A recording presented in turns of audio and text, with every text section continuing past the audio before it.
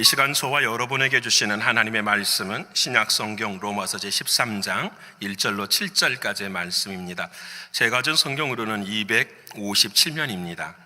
신약성경 로마서 제13장 1절로부터서 7절까지의 말씀 257면입니다. 우리 다 찾았으면 이 시간에 함께 읽겠습니다. 각 사람은 위에 있는 권세들에게 복종하라. 권세는 하나님으로부터 나지 않음이 없나니 모든 권세는 다 하나님께서 정하신 바라. 그러므로 권세를 거스리는 자는 하나님의 명을 거스림이니 거스르는 자들은 심판을 자취하리라. 다스리는 자들은 선한 일에 대하여 두려움이 되지 않고 악한 일에 대하여 되나니 내가 권세를 두려워하지 아니하려느냐? 선을 행하라. 그리하면 그에게 칭찬을 받으리라. 그는 하나님의 사역자가 되어 내게 선을 베푸는 자니라. 그러나 내가 악을 행하거든 두려워하라. 그가 공연히 칼을 가지지 아니하였으니 곧 하나님의 사역자가 되어 악을 행하는 자에게 진노하심을 따라 보응하는 자니라. 그러므로 복종하지 아니할 수 없으니 진노 때문에 할 것이 아니라 양심을 따라 할 것이라. 너희가 조세를 바치는 것도 이로 말미암음이라. 그들이 하나님의 일꾼이 되어 바로 이 일에 항상 힘쓰니라. 모든 자에게 줄 것을 주되 조세를 받을 자에게 조세를 바치고 관세를 받을 자에게 관세를 바치고 두려워할 자를 두려워하며 존경할 자를 존경하라. 아멘. 오늘 또 허락하신 하나님의 말씀이 성령 안에서 저와 여러분에게 생명이 되고 마음이 되는 이 아침이 되기를 축원합니다. 우리 앞에 분화가 합시다. 말씀에 은혜 받으십시다. 네, 말씀에 은혜 받으십시다. 우리가 늘 이 세상을 사는 동안에 찬양하는 자로 살아갈 수 있는 저와 여러분 되시기를 축원합니다. 찬양을 열심히 하면 얼굴이 어떻게 질까요? 기뻐지죠. 환해지죠. 언제 그런 찬양 불러봐야 되겠나요? 찬양 열심히 하면 얼굴이 환해져요. 사랑하는 여러분 얼굴들이 환해지기를 축원합니다. 기쁘셔야죠. 그리고 오늘 드리는 예배가 저와 여러분의 또 마지막 예배일 수 있죠.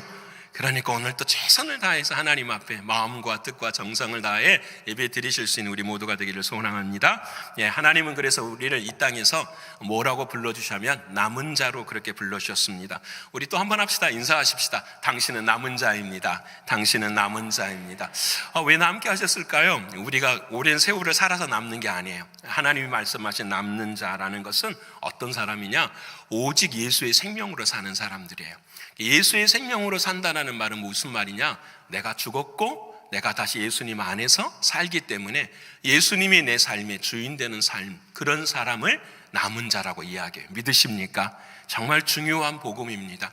예수님의 십자가라고 하는 그 피 묻은 복음에서 우리의 주님을 내 안으로 허락하신 하나님의 놀라운 복음의 역사, 그래서 우리로 하여금 권세를 주시는 하나님의 그 은혜를 우리가 고백하게 하는 것, 이게 진짜 믿음이에요. 그래서 여러분, 우리가 하는 게 없어요. 우리 안에 누가 하시는 걸까요? 하나님이 하시는 거예요. 오늘 우리 찬양대 오늘 이렇게 앞보 안 보고 하시는 거거든요. 그렇죠? 그 암기하게 하신 분도 누구실까요? 하나님이시죠. 우리 머리로는 못합니다. 그렇죠? 어려워요. 우리의 힘으로는 못해요. 실수해요. 하나님이 도와주십니다. 하나님이 주인 되어주시는 삶, 바로 그런 삶을 살아가는 사람을 남은 자라 그래요. 그래서 이 땅의 남은 자들은 하나님의 생명을 받고 이 땅에 살아가니까 시민권을 두 가지를 가지고 있어요. 하나는 빌립보서 3장 20절에 말씀하시는 것처럼 하늘의 시민권이 있어요. 믿으십니까? 하늘의 시민권이 있어요. 그 다음에는 어떤 시민권도 있죠?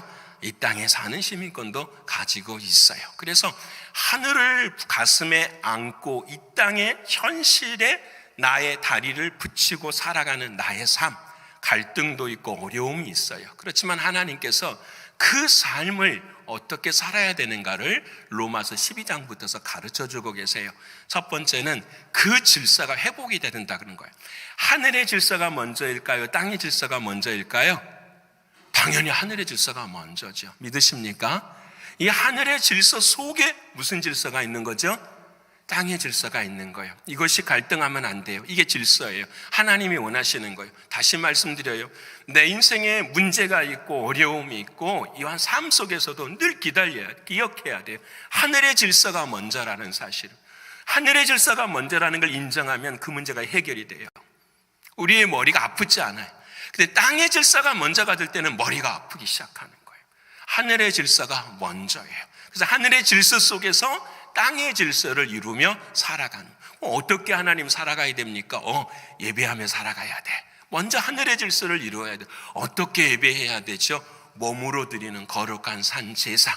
한 주일 동안 나의 옛 무덤, 쓰라린 무덤들을 갖고 하나님, 내가 변화된 모습 감사하고요, 변하지 못할 모습도 회개하며 주님 앞에 옵니다. 이 눈물 어린 우리들의 삶의 예배가 있는 것. 그래서 몸으로 드리는 예배가 있다라는 거예요.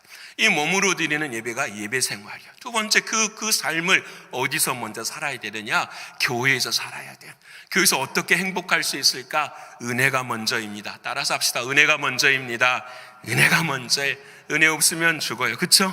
은혜 없으면 죽어요. 은혜가 먼저입니다. 그 은혜를 아는 우리들은 전부 다 몸이 아니라 무엇이다? 지체입니다. 그 지체의 삶을 살아가는데 무엇을 위에다가 흘려 뿌려야 되죠?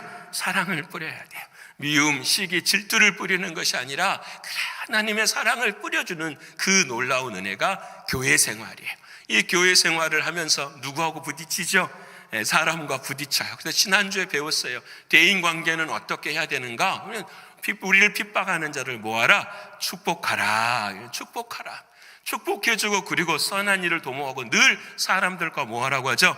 화목하라. 그리고 우리에게 주시는 말씀, 예수 안 믿는 사람들도 이 말들은 좋아해요. 악에게 지지 말고 선으로 악을 이기라. 근데 그들에게 있어서 악과 선이 무엇인지를 몰라요. 악에게 지지 말라. 나의 옛사람, 나의 옛마음, 나의 거짓 자아, 이런 것들에 지지 말라는 거예요. 상황이나 환경에 지지 말라는 거예요. 오직 선으로 하나님이 거듭나게 하신 그 마음, 하나님이 거듭나게 하신 그 믿음, 하나님이 거듭나게 하신 그 생명, 이 생명으로 어떻게 이 악을 이겨내라는 거예요. 이것이 주님 우리에게 주시는 복음이었어요. 자, 이제 오늘은 네 번째로 어떻게 살아야 합니까? 뭐가 문제입니까? 이 2000년 전에 로마 시대에 살아갔던 사람들이 고민이 생기기 시작한 거예요. 그것이 뭐냐면, 이 예수를 믿을 때마다 핍박을 당하고 고난을 당하니까 늘 힘들었어요. 소망이 생기는 거죠. 저 로마라는 정부가 하나님을 섬기는 정부가 되었으면 좋겠다. 근데 로마는 세상의 질서를 먼저 강권적으로 주장하지만 우리들은 하나님의 질서를 먼저 따라가야 되니까 이것이 부딪히기 시작한 거예요. 그래서 국가와 정치와 우리들의 시민으로서의 생활을 어떻게 해야 되는지, 이것이 너무 힘들고 어려운 거예요. 지금 오늘을 살아가는 우리도 마찬가지예요. 국가를 바라보고 정치를 바라보고 어떻게 우리는 하나님의 원하시는 시민의 삶, 바른 시민의 삶을 살아야 되는가라는 걸 질문할 수 있죠. 그 당시에는 유대인들과 그 다음에 그리스도인들이 달랐어요. 유대인들은 이렇게 생각해요. 안 좋은 것이 있으면 토라에 뭐라고 말하느냐? 악은 악에게, 눈은 눈으로, 이는 이로 갚아야 된다. 전쟁해야 돼, 싸워야 돼, 이렇게 나와요. 하지만 그리스도인들은 주님이 그렇게 말씀하시거든요. 너의 원수를 위해서 기도하고 원수를 뭐하라? 사랑하라. 교회 안에서 싸우는 거예요. 어떻게 해야 되는지를 모르겠는 거예요.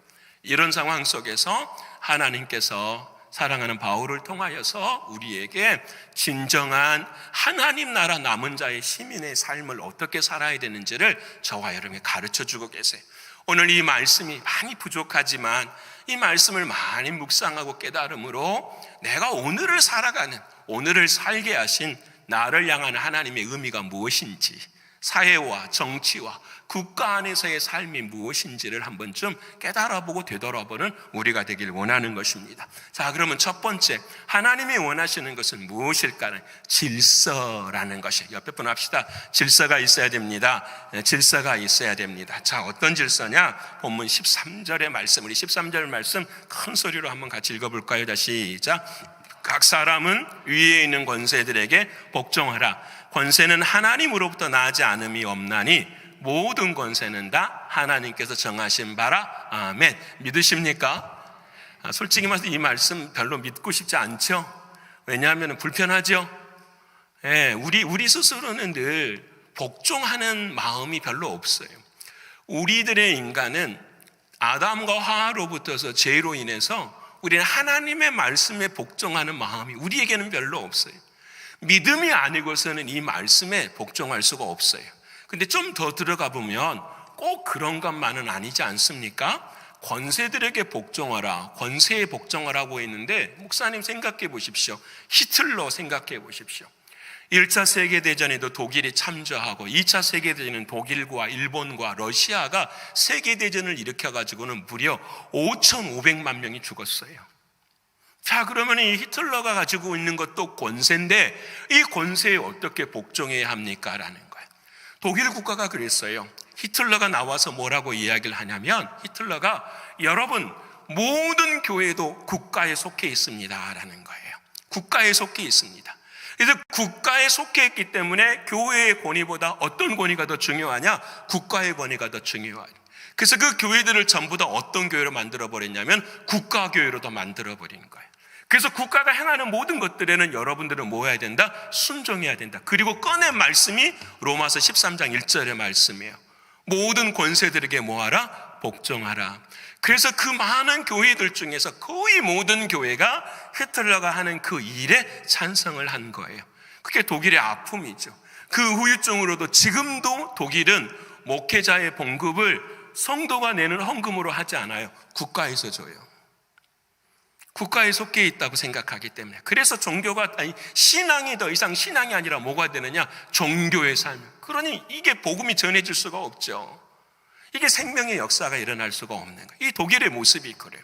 여러분 독일만 그러지 않아요. 우리 예전에 한국 땅, 대한민국 땅 얼마 되지 않아요. 한 80년 전 정도 되겠죠. 80년 전에 무슨 일이 일어났었느냐? 일본이 우리를 지배하고 있었을 때 그들의 목표가 뭐였냐면 내선일체였어요. 일체라는 말은 하나 되는 것, 내라고 하는 말은 내륙이라는 거예요. 내륙은 어디를 땅을 가리키느냐? 일본을 가리키고 선이라는 것은 조선 땅을 가리켜서 일본과 조선은 한국은 뭐가 된다? 하나다. 이렇게 가르치는 거예요. 그리고 이것을 가르치고 난 다음에 사람들에게 뭘 가르치냐? 로마서 13장의 말씀을 가르치는 거예요. 일본의 한국과 하나가 되는 그 나라의 권세가 있으니 여러분은 뭐하라? 교회도 우리에게 따라야 된다라고 말하고 뭘 교회에 강조했느냐? 신사참배를 강조한 거예요. 수없이 많은 목회자들과 목사님들이 총회를 열고 그 일에 순종해 버렸어요. 여러분 이 말을 맹목적으로 따지면 맞는 말이잖아요. 오늘 13장 1절에 말씀하시잖아요. 각 사람은 위에 있는 권세들에게 뭐하라? 복종하라. 복종하는 게 맞는 거잖아요. 그래서 지금까지도 그 내선일체의 교육적 사고방식을 가진 사람들은 뭐라고 생각하냐면 일본이 우리 대한민국을 개화시켰다고는 식민지 사관을 갖게 되는 거예요. 얼마나 비참한 이야기. 여러분 그런데 오늘 정말 중요한 것을 우리가 놓쳐버린 거예요. 왜 놓쳐버리냐? 그 다음 말씀을 잊어버리는 거예요. 권세는 하나님으로부터 나지 않음이 없나니 모든 권세는 다 하나님께서 정하신 것이다. 권세의 주인은 누구시다라는 거죠? 하나님이세요. 그러면 하나님이 정하신 권세라면 그 권세의 내용은 반드시 누구를 위한 것이 돼야 돼요? 하나님을 위한 것이 돼야 되지요. 하나님을 위한 것이. 권세에는 순종해야 되는데 그 권세는 하나님께로부터 나왔으니 그 모든 권세들은 누구를 위한 권세가 돼야 돼요?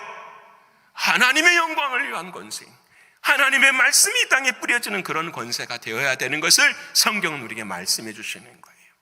그 권세를 언제 주셨나? 창세기 1장 28절의 말씀이에요. 우리 같이 읽어볼까요? 자, 시작. 하나님이 그들에게 복을 주시며 하나님이 그들에게 이르시되 생육하고 번성하여 땅에 충만하라. 땅을 정복하라. 바다의 물고기와 하늘의 새와 땅에 움직이는 모든 생물을 다스리라 하시니라. 아멘. 이 말씀을 읽어보면은 우리가 맞아, 생육해야 돼, 충만해야 돼, 땅을 정복해야 돼. 그래서 믿음의 사람들이 전쟁을 하고 믿음의 사람들이 이 땅에서 더 많은 소유를 가지려고 애쓰고 그래서 더 많은 소유를 가진 사람들을 향하여서 하나님이 복 주셨다라고 이야기해요. 근데 잘못된 거죠.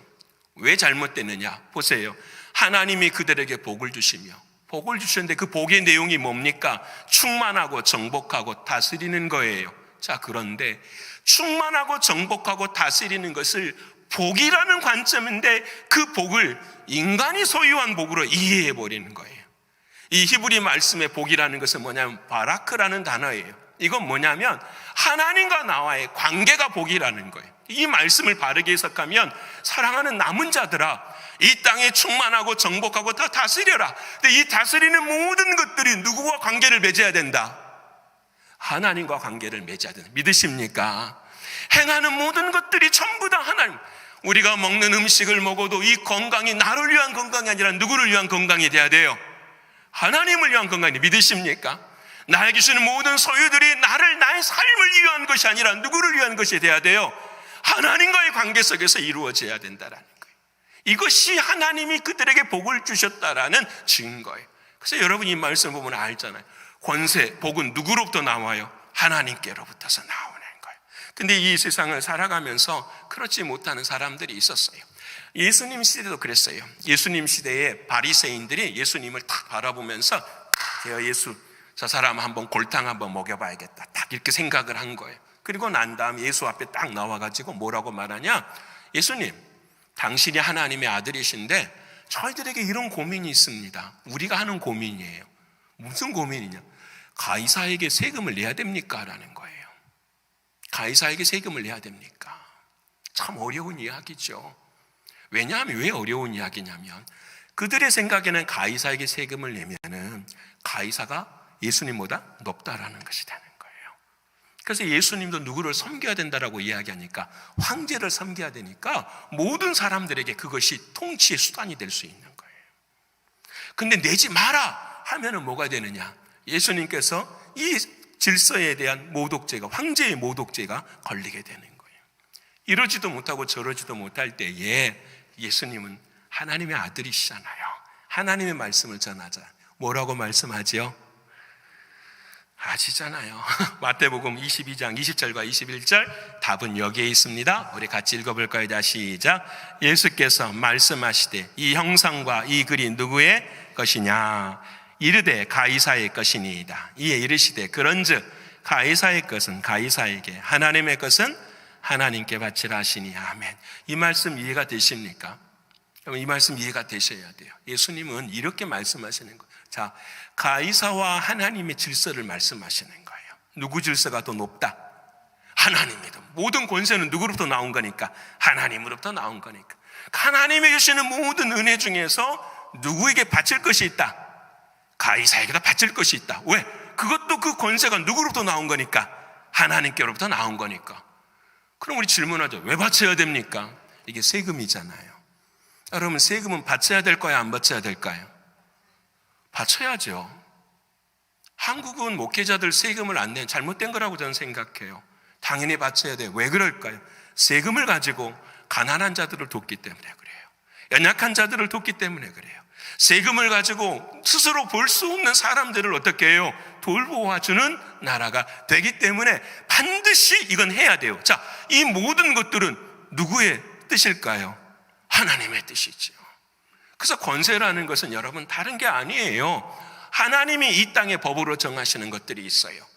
약한 자들, 가난한 자들, 사람들을 위해서 더 나은 삶들을 살아갈 수 있도록 정하신 그 모든 것들을 성경은 뭐라고 한다? 권세라고 이야기하는. 믿으십니까? 여러분 그거 중요하잖아요. 근데 그 권세를 하나님으로부터 나오는 권세는 좋은 권세인데 하나님으로부터 나오지 못하는 권세들이 있어요. 예를 들어서 우리가 잘 아는 것처럼 낙태에 관한 이야기. 낙태를 법으로 정했어요. 권세라고 이야기를 해요. 그들의 이야기가 뭐냐? 왜 여인이 자기의 몸을 자기 스스로 할 수 없느냐? 내 몸의 주인은 누구다? 나다라고 이야기해요. 그래요. 아기를 가지지 않을 때는 내 몸 맞아요. 그럴 수 있어요. 근데 아기를 가지면 그 아기는 누구의 것이에요? 내 것이에요? 아기의 것이에요? 아기의 것이죠. 그걸 왜 자기 몸이라고 해요? 그래서 우리는 그 낙태가 하나님의 생명권에 부합되지 않기 때문에 우리는 뭐 하는 거죠? 거부하는 거죠. 동성애도 마찬가지예요. 하나님께서 말씀하시는 법에 틀린 거예요. 그렇기 때문에 우리는 그것은 권세라고 이야기할 수가 없는 거예요. 하나님의 한국의 말씀은 차별금지법 똑같아요. 전부 다. 그래서 우리는 파악해야 돼요. 뭘 파악해야 되느냐? 권세는 진짜 하나님으로부터 나온 것인가를 뭐 해야 돼요? 분별하고 파악할 수 있는 우리들의 모습이 되어야 돼요. 이거 첫 번째예요. 권세는 복종해야 돼요. 근데 권세는 하나님께로부터 나온 권세인가를 우리는 뭐야? 분별해야 돼요. 권세는 작거나 우리 모두는 작거나 크거나 다 권세가 있는 사람들이에요. 가정에서 부모로서의 권세가 있고요, 교회에서 직분자의 권세가 있어요. 그런데 중요한 것은 그 권세가 하나님께로부터 나왔다는 사실을 잊어버리면 교만해지기 시작하는 거죠. 그러게 우리는 깨달아야 돼요. 이것이 하나님께로부터 나왔다라는 이 말이 무슨 의미인지, 하나님의 영광을 향하여 걸어가는지라는 거예요. 이것을 우리가 알고 깨닫는 거예요. 그럼 우리는 하나님께 질문할 수 있죠. 하나님, 이런 나쁜 권세도 만들고 이런 나쁜 법도 만드는데 왜 하나님은 그런 권세를 허락하십니까? 하나님 얼마나 마음이 답답하시겠어요. 우리도 답답한데. 하나님이 모르셨을까요? 아시죠. 그래도 하나님은 이를 이루셔요. 왜? 이 권세의 주인은 누구시니까? 하나님이시니까. 믿으십니까? 여러분, 우리가 하나님의 권세를 주셨어요. 그 권세가 하나님으로부터 나왔다라는 사실을 믿으면 그 권세의 방향은 반드시 하나님께 향하여야 되고 하나님을 더 의지하는 사람들이 되어야 돼요. 그 사랑하는 여러분, 첫 번째, 이 권세가 하나님께로부터 나온 권세라는 사실, 하나님께로 향해야 된다라는 그 사실을 놓치지 않는 저와 여러분 되시기를 축원합니다. 그래서 분별해야 돼요. 두 번째는, 첫 번째는 뭐였냐면 질서였어요. 두 번째는 뭐냐? 권세자예요. 자, 오늘 본문의 말씀에 굉장히 중요한 포인트를 해요. 권세에 복종하라. 권세라는 단어가 헬라어로 엑스시아스라는 단어인데 이 단어가 명사잖아요. 근데 명사에는 여성 명사와 남성 명사와 중성 명사가 있어요. 이 권세라는 단어는 남성 명사를 쓰지 않고 어떤 명사를 써요?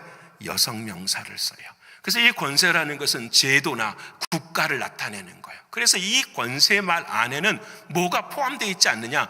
권세자라는 말이 포함되어 있지 않는 거예요. 다시 설명합니다. 너희들은 권세들에게 복종하라고 했지 누구에게 복종하지 않으라고 했죠? 권세자들에게 복종하라고 하지는 않으신 거예요. 왜? 권세자도 하나님이 택하셔요. 그런데 그 모든 권세자들이 전부 다 하나님의 영광을 위한 권세자들은 아니라는 거예요. 그래서 권세를 이야기하시고 그 다음 주님께서 말씀하시는 권세자에 대한 말씀을 하고 계시는 거예요. 여러분, 오늘 우리 4절 말씀인데 이 말씀 좀 우리말로는 좀 어려워요. 그래서 쉬운 성경으로 제가 써가지고 왔어요. 우리 4절 쉬운 성경으로 한번 읽어볼까요? 자, 시작. 통치자는 여러분에게 유익을 주기 위해 일하는 하나님의 일꾼입니다. 자, 여기까지 봅시다. 1절과 2절은 뭘 말씀이냐? 권세. 그 권세는 하나님께부터 왔어. 그럼 그 권세를 쓰는 사람이 누구냐? 권세자. 그럼 그 권세자에 대한 말씀을 3절부터 해주기 시작하는 거예요. 이 통치자는 뭐냐? 권세자는 여러분에게 유익을 주게 일하는 하나님이 무엇입니다? 일꾼입니다. 그러나 여러분이 악을 행한다면 뭐 하십시오? 두려워하십시오. 그가 공연히 칼을 차고 있는 것이 아닙니다. 그는 하나님의 일꾼으로서 악을 행하는 사람에게 벌을 내리는 하나님의 진노를 집행하는 사람입니다. 라고 성경은 말을 해요. 아, 권세자가 있구나. 근데 그 권세자는 누구냐? 다른 것은 우리가 잘 알아요. 당연히 통치해야 되죠. 질서를 잡아가야 되니까 선을 행하는 사람은 칭찬해주고 악을 행하는 사람한테는 뭐예요? 징계하는 게 맞아요. 믿으십니까? 여러분, 나는 하나님의 사람이야. 누가 나를 건드려. 그러면 될까요? 안 될까요? 안 되는 그 어리석은 사람. 그런 사람들이 이 땅에 너무 많아요. 천상천하 유아 독전이에요. 이 세상에 오로지 나 혼자만 독보적인 존재라고 생각하는, 아니에요. 오늘 이 권세자들을 하나님 말씀하시는 거예요. 자, 세우셨으면 그 권세자들을 누구라고 칭하느냐? 오늘 4절에 하나님의 무엇이다? 일꾼이다. 일꾼이라는 말이 헬라어로 여러분 잘 아시는 것처럼 집사라는 뜻이에요. 집사의 뜻은 무엇이냐? 섬기는 사람이다라는 거예요. 하나님의 일꾼이라는 말은 하나님의 마음을 가지고 하나님을 섬기는 사람들이 누구다? 하나님의 일꾼이다라는 거예요. 자, 그럼 우리는 분별해야죠. 이 땅의 권세자들은 누가 하나님의 일꾼인가? 누가 진짜 그렇게 살아가는가? 이 사람을 선택하고 결정하고 그와 같은 자리에 저와 여러분도 서야 된다라는 거예요. 지난 토요일 날 우리가 에레미야 말씀을 읽었어요. 참 눈물 나는 말씀을 읽었어요. 어떤 말씀을 읽었냐면 하나님의 말씀이 들려질 때에 하나님의 말씀을 반응하는 사람이 두 사람이 있어요. 똑같이 하나님의 말씀을 찢어버린 사람이 있다라는 거예요. 누가 있냐? 첫 번째는 그 에레미야가 처음 하나님의 말씀을 전하기 시작할 때에 하나님의 선지자로 세운 에레미야 시대에 어떤 왕이 있었느냐? 요시야 왕이 있었어요. 이 요시야 왕의 그 위의 사람은 하나님을 다 버렸었던 정말 참혹한 왕들이었어요. 근데 이 요시야는 하나님의 은혜를 받아가지고 하나님을 사랑하는 거예요. 근데 하나님을 사랑하는데 어떻게 사랑해야 될지를 모르는 거예요. 왜? 그 당시에도 하나님의 말씀이 하나도 없으니까 수백 년이 흐르는 동안에 완전히 북이스라엘과 남유다가 솔로몬 이후로부터는 완전히 하나님을 섬기는 민족이 되지 않아버렸기 때문에 그때에 성전에 서기관 hil기야가 들어가는 거예요. 제사장이 성전에 들어가서 막 여기저기를 다 찾아보는데 뭐가 나? 하나님의 말씀 한 권이 딱 나오는 거예요. 기록된 말씀이. 그 말씀이 뭐였을까요? 모세오경에 관한 말씀이에요. 창세기, 출애굽기, 레위기, 민수기, 신명기 말씀이 기록된 말씀이 성전 안에 먼지가 묻기 파묻혀 있는 거예요. 그걸 끄집어내 가지고 hil기야가 서기관 사반에게 줘요. 그 사반이 그 말씀을 보면서 너무 감동이 왕 요시야 앞에 와가지고 그 말씀을 읽어요. 읽었더니 그 말씀을 듣고 있는 요시야가 뭘 찢냐면 자기 옷을 찢어요. 하나님, 우리가 회개합니다. 하나님, 우리가 주님이 시작한 안식일을 지키지 못했어요. 우리가 온전한 예배를 드리지 못해 가슴을 찢으며 옷을 다 찢어요. 요시야 왕이 개혁을 하고 난 다음에 죽어요. 죽고 난 다음에 그 다음에 누가 왕이 되느냐? 여호와김 왕이 돼요. 에레미야가 시대 뜰에 갇혀 있었을 때에 하나님의 음성이 들린 거예요. 말씀을 기록하라. 서기관 바룩을 불러다가 하나님의 말씀을 기록하라. 그래서 기록을 했어요. 그 말씀을 똑같이 선지자, 서기관이었던 사반이 그 성전의 문 앞에서 하나님의 말씀을 읽은 거하고 똑같이 성전에서 하나님의 말씀을 읽어요. 근데 그때 여호와김 왕이 그 말씀을 듣고 찢어요. 뭘 찢냐? 성경책을 찢어버려요. 마음을 찢는 것이 아니라 성경책을 그 추운 겨울이 돼서 그 말씀을 읽은 말씀을 3장씩 찢어가지고 난로불에 던져버려요. 여러분, 요시야와 여호와의 김의 관계는 한 가지예요. 그 권세자를 하나님이 세우셨는데 그 권세자가 누구의 말씀에 순종하느냐라는 거예요. 이 질서가 어긋나버린 여호와김은 시체를 파묻을 수 없는 거리에서 죽어버린 사람이 되었지만 요시야 왕에 대해서는 뭐라고 말씀하시느냐? 요시야 왕하 23장 25절에 요시야에 대하여 하나님이 이렇게 칭찬하세요. 우리 같이 한번 읽어볼까요? 자, 시작. 요시야와 같이 마음을 다하며 뜻을 다하며 힘을 다하여 모세의 모든 율법을 따라 여호와께로 돌이킨 왕은 요시야 전에도 없었고 후에도 그와 같은 자가 없었더라. 하나님이 칭찬하시는데 이 사람은 전에도 그런 사람이 없었고 후에도 그런 사람이 없을 것이다. 얼마나. 여러분, 딱 한 가지. 자신의 권세자임에도 그 권세의 주인이 누구신 걸 안 거죠. 하나님이신 것을 아는 사람. 오늘 우리가 바라보는 시각이 바로 여기에 있어요. 우리 모두는 다 권세자들이에요. 직분자들. 하나님 말씀하세요. 복종하라고 하는데 도대체 하나님 어디에 복종합니까? 하나님께 복종. 하나님 너무 추상적이지 않나요? 하나님은 멀리 계신 하나님이시잖아요. 그래서 여러분, 이런 질문한 나 같은 바보 같은 사람에게 하나님은 깨닫게 해주세요. 마태복음 28장 18절에 뭘 말씀하시냐? 우리 같이 읽어볼까요? 자, 시작. 예수께서 나와 말씀하여 이르시되 하늘과 땅의 모든 권세를, 여기까지만 읽으십시다. 하늘과 땅의 모든 권세를 하나님은 누구에게 주셨어요? 주님께 주셨어요. 그 주님은 지금 어디에 계세요? 가슴에 손 올리고 내 안에 계십니다. 자, 그러면 우리는 지금 누구의 말을 듣고 사는 것이 참된 권세자일까요? 내 안에 계시는 주님의 말씀 듣고 사는 사람들. 주님이 뭐라고 말씀하시는가? 지금 예배 시간에 내 인생의 마지막 이 시간 같은 이 자리에서 하나님은 지금 나에게 뭐라고 말씀하시는가? 너희는 어떤 예배를 하나님 앞에 올려드리고 있느냐?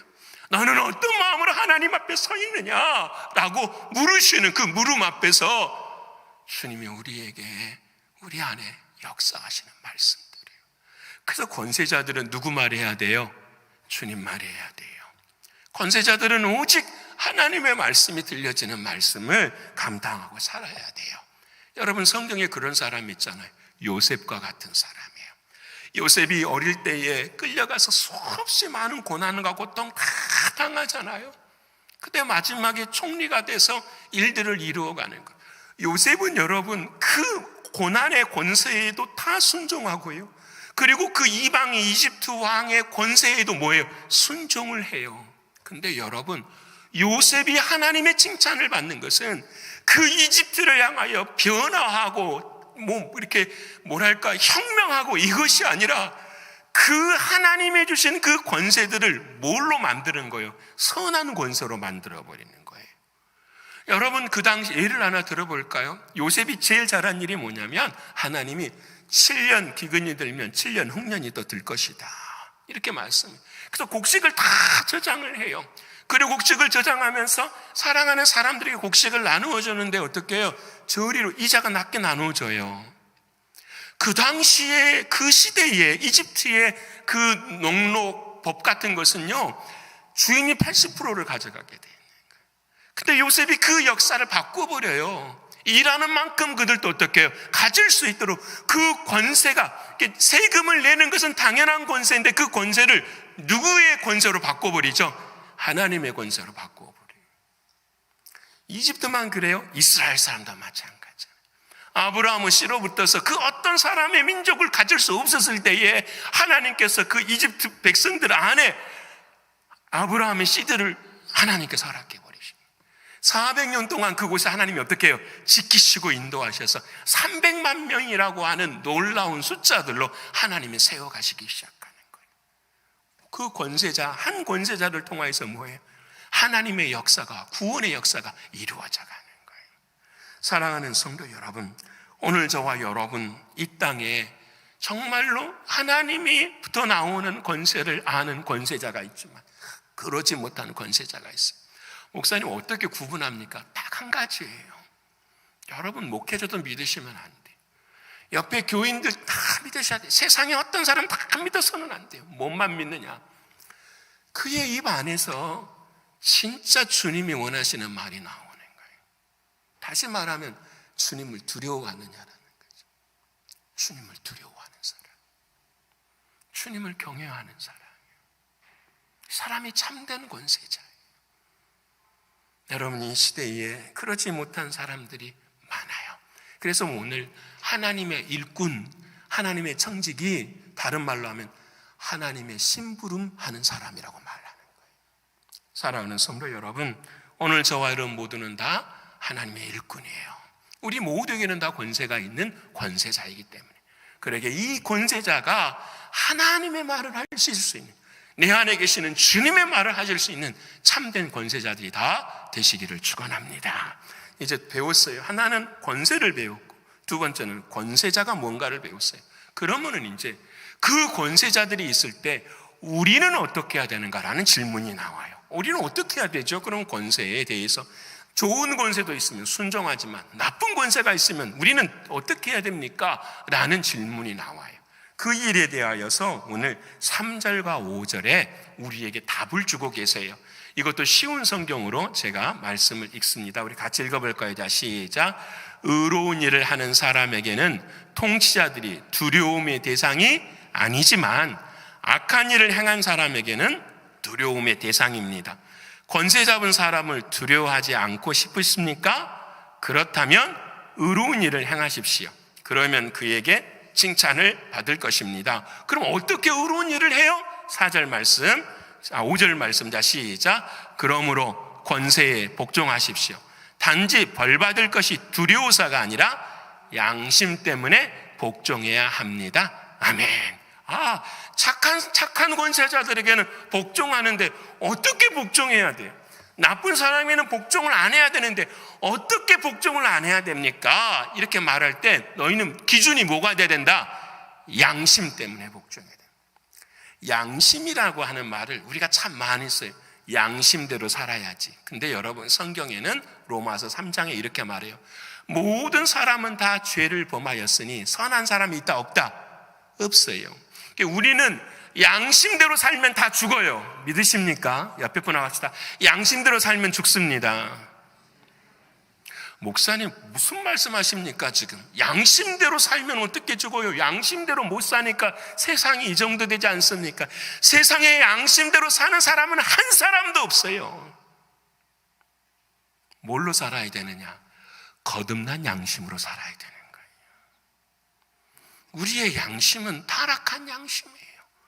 우리의 양심대로 살아갔다가는 다 죽어요. 이 세상에서 좋은 일을 할 수는 있지만 그 좋은 일이 우리의 구원을 이루지는 못하는 거예요. 오직 한 가지, 거듭난 양심. 그래서 양심이라는 이 헬라어 단어가 참 재미있어요. 여러분, 뭐라고 이 양심이라는 단어를 이야기를 하냐면은 두 단어가 합쳐져 있는데 뭐냐? 어려운 단어는 빼고요. 이런 뜻이에요. 함께라는 단어하고 알다라는 단어가 하나가 돼서 헬라 사람들은 뭐라고 말하냐면 양심이라고 이야기를 하는 거예요. 양심이라는 말은 그 사람들이 이렇게 이야기한 거예요. 누구누구와 함께 아는 것, 이것이 양심인 거예요. 그러니까 누구와 함께 아는 것이 양심일까요? 그렇죠. 하나님과 함께 아는 것이 양심인 거예요. 오늘 저와 여러분의 삶 가운데 하나님 이 권세와 이 권세자에게는 우리는 어떻게 반응해야 됩니까? 하나님과 함께 하라는 거예요. 어떻게 할 수 있습니까? 이렇게 하면 되지. 그 사람이 잘못하면은 원수와 같으면은 뭐 해줘라? 축복해줘라. 기도해줘야지요. 기도해줘야. 잘하면 어떻게 해야 됩니까? 칭찬해줘라. 함께 선한 일을 도모해줘라. 지금 로마서 13장에 하시는 말씀이에요. 우리 사랑하는 선교회장님들, 임원단들이 잘하면 어떻게 해야 될까요? 칭찬해줘야 돼요. 저것도 못해? 그러면 안 되는 거잖아요. 왜 저것밖에 못해? 우리 항상 그러잖아요. 자기는 안 하면서, 자기는 하지도 안 하면서 뒤에서 왜 저 정도밖에 못해? 이게 무슨 양심이냐? 타락한 양심이에요. 거듭난 양심은 못해도 어떻게 해요? 그래, 괜찮아, 할 수 있어. 하나님이 널 뭐해? 도와주셔. 이게 하나님이 주시는 선과 악을 구분하는 개념이에요. 사랑하는 여러분, 하나님과 함께 아는 거예요. 그래서 그 어려운 상황 속에서도 뭘 지키는 거예요? 거듭난 마음을 지키는 거예요. 누가 그랬을까요? 다니엘이 그렇게 했어요. 다니엘의 세 친구들이 여러분 나라를 잃어버리고 포로로 끌려갔어요. 부모들도 다 포로로 끌려간 그 인생들이 그 안에서 어린 세월들을 지내요. 그런데 어떻게 지내느냐? 그 느부갓네살 왕의 권세가 있어요. 그거에 대해서 반항하지 않아요. 근데 뭐에 대해서 반항하느냐? 우상에게 먹인 음식을 너희들도 뭐하라? 먹으라는 거예요. 다니엘은 나 그건 못하겠다. 내가 당신을 왕으로 인정한다. 하나님의 권세니까. 근데 하나님의 어긋나는 일들을 감당하는 건 나는 뭐한다? 못한다라는 거예요. 두 번째로 그러잖아요. 왕에게 절해라. 나 절 못한다. 난 누구에게만 절할 거다? 하나님께만 절할 거다. 바로 이거예요. 권세에 순종하고 권세자에게 때로는 순종하지만 그 순종이 맹목적인 순종이 아니라 뭐예요? 양심에 따른, 거듭난 양심에 따른 하나님의 믿음의 정체성을 가지는 이 양심. 저는 이 말씀을 묵상하면서 우리 자식들이 생각이 나더라고요. 우리 자식들이 다니엘하고 똑같잖아요. 조국을 떠나서 부모 여기곳에 와서 1.5세, 2세의 삶을 다 살아간 누구처럼요? 다니엘처럼 다 살아가는 거예요. 문화도 다르고 종교도 다르고 수없이 많은 엄청난 어려움들이 그들의 다니엘과 같은 인생의 삶의 자리에 막 있어요. 어려워요. 근데 하나님 우리에게 길을 보이셨나요? 어떻게 살아야 되느냐? 어떻게 이 국가와 민족을 위해서 너희들이 어떻게 살아야 되느냐? 하나님이 주신 거듭난 양심으로 하나님이 원하시는 그 권세들을 어떻게 해요?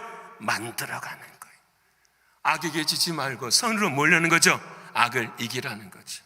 얘들아, 국가야 상관없어, 민족이야 상관없어, 너만 잘 되면 돼. 그렇지 않잖아요. 우리 그렇게 살아가면 안 돼요.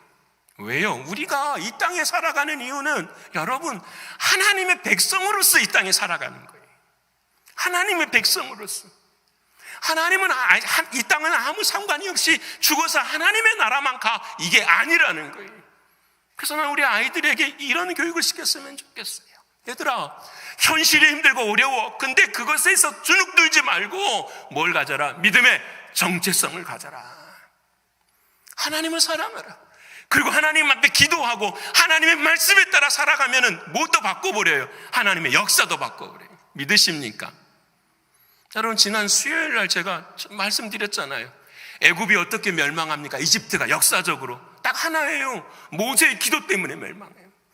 모세가 하나님 앞에 홍해 앞에서 기도하였더니 홍해가 갈라지지만 이집트 그 수많은 군사들이, 모든 지역의 군사들이 홍해에 다 수장이 돼버려요. 그 이후로부터 이집트는 어떻게 해요? 하락의 인생을 겪어버리는 거예요. 그 당시에 아수르 제국이 있었어요. 아수르 제국이 북이스라엘을 멸망시키고 남유다를 멸망시키러 왔을 때에 누가 기도해요? 히스기 한 사람이 기도해요. 하나님 보십시오. 하나님 응답해 주십시오. 그랬더니 그 다음날 아침에 18만 5천 명이 다 죽어버려요. 믿으십니까? 그래서 아수르 제국이 무너져 버리는 거예요.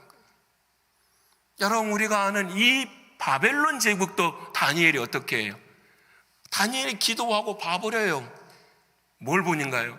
그 예루살렘 성에서 쓰던, 하나님께 바쳐졌던 금, 잔, 은잔들을 가져다가 술을 마실 때 쓸 때에 하나님의 손가락에 나타나가지고 말하잖아요. 메네메네 데겔 우바르신. 끝났다. 내가 저울에 달아보니 이제 끝났다라고. 바벨론이 그런 제국이었을 때에 다니엘을 통하여 하나님이 예언해 주신 그 바벨론 제국이 멸망해버려요. 여러분, 로마의 제국이 왜 멸망합니까? 로마 제국이 왜 사라집니까? 왜 기독교 국가로 바쳐집니까? 여러분, 그 권세 앞에서 어떻게 하냐? 순교하는 거예요. 기도로 콜로세움에서 죽어가고 카타콤에서 그 지하에서 수십 년 동안 기도하면서 살아가요. 그 권세를 인정하면서도 하나님이 원하시는 방법으로 그 일들을 감당해내는 거예요. 누가 그렇게 사셨을까요? 예수님이 그렇게 사셨어요. 예수님이 세상의 권세를 벗기지 않으셨어요. 제자들이 예수님 왜 죽어야 합니까? 그리고 베드로가 말고의 길을 자르라 버릴 때 예수님이 말씀하잖아요. 나의 힘으로 바꿀 수 없는 걸로 너는 느끼느냐? 아니다. 하나님의 권세가 있다라는 거예요. 나는 세상의 권세에 순종하는 것이 아니라 하나님으로서 나온 그 권세에 내가 뭐한다? 순종한다. 하나님이 원하시는 그 권세에, 그것으로 세상을 이겨야 되는데 세상을 어떻게 이기느냐?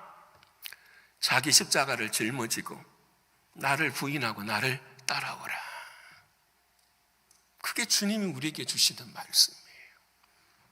사랑하는 여러분, 오늘 저와 여러분의 삶에 우리가 걸어가야 될 일들이에요. 무엇을 해야 할까? 기도해야죠. 기도하지 않고 세상을 향해 욕하는 것은 나쁜 거예요. 그건 하나님의 권세를 알지 못하는 거예요. 조국이 잘못 가고 있으면, 이 미국 땅이 잘못 가고 있으면 성전에서 기도해야죠. 하나님이 하시도록요. 여러분, 카톡만 보고 거짓 뉴스, 가짜 뉴스에 휘달리고 그런 거 막 나누고 그런 거 하지 말고요. 진짜 기도하고 나는 이 자리에서 어떻게 하나님의 그 영광의 권세를 드러내야 하는가를 고민하면서 사랑하는 주님이 주신 그 십자가를 짊어지고 걸어가는 거예요. 그러게 여러분, 교회가 살지 않으면 민족은 죽어요. 교회가 살려면 기도해야죠. 직분자들 기도해야죠. 그리고 모든 게 다 잘 될 수 없는 거예요. 기도 안 하면. 사랑하는 성도 여러분, 기도 외에는 답이 없어요. 기도하고 그 기도를 통하여서 하나님의 뜻을 분별하고 그 분별한 뜻을 세상에 외치고 그리고 하나님 앞에 순종해 갈 때에 우리들의 이 질서는 온전하게 잡아지게 되는 것을 믿습니다. 사랑하는 여러분, 이제 말씀 마치고자 합니다. 권세, 하나님께로부터 나오는 그 권세는 하나님의 방향으로 가야 돼요. 권세자들은 어떻게는 그 주신 하나님을 사랑하는 자가 되어야 돼요. 그리고 우리들은 어떻게 살아야 되느냐라고 말씀하신 하나님의 말씀, 양심에 따라서. 그래서 오늘 본문 5절 읽지 않았지만 이렇게 말하죠. 두려워하는 자를 두려워하고 존경할 자를 존경하라. 누구를요? 하나님을. 사람이 아니라 하나님을 두려워하고 하나님을 존경할 때에 하나님의 역사가 이루어지는 그런 세상이에요. 사랑하는 여러분, 우리 모두에게는 하나님이 은혜 주셨습니다. 우리를 하나님의 사람으로 붙들으셨어요. 이 은혜의 역사들이 우리가 사랑하는 미국 땅에도, 그리고 우리 사랑하는 조국 땅에도, 북한 땅에도 강같이 흐를 수 있도록 우리 모두가 다 기도에 힘쓰시는 저와 여러분 모두가 되시기를 간절히 축원합니다. 기도하겠습니다. 고마우신 아버지 하나님, 감사합니다. 우리에게 허락하신 모든 권세가 하나님께로 나옴을 잊지 않게 하시고 그 모든 권세가 하나님께로 향할 수 있도록 하나님 도와주시옵소서. 하나님, 우리 모두는 다 권세자들입니다. 아버지 하나님, 권세자들이 하나님의 뜻을 온전히 이루는 하나님의 신부름꾼이 다 될 수 있도록 인도하여 주시옵소서. 그리하여 주님 앞에 거듭난 양심으로 살아가게 하시고 정말 두려워할 자를 두려워하며 존경할 자를 존경하는 하나님만을 경외할 수 있는 우리 모두가 되게 하여 주시옵소서. 여러분, 전 세계가 주님 힘들고 어렵습니다. 아버지 하나님, 도와주셔서 이러한 때에 더 기도에 힘쓰는 우리 모두가 되게 하여 주시옵소서. 우리 은혜 주신 아버지 하나님 앞에 감사 올려드리며 예수 그리스도의 이름으로 감사하며 기도 올리옵나이다. 아멘.